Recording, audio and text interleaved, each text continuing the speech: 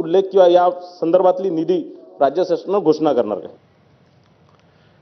काहीच दिवसांपूर्वी भाजपवर कमालीचे नाराज असणारे शहाजी बापूंनी आता आपली भाषा बदलली आहे।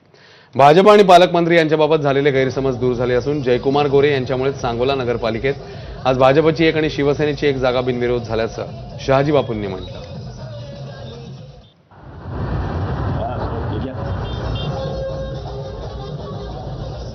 आम्ही एक सेनेला आणि एक भाजपला जागा घेऊ।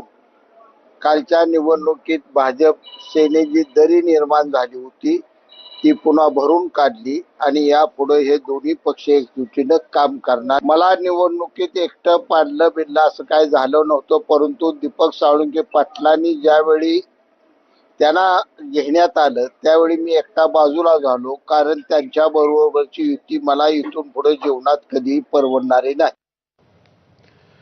रिपब्लिकन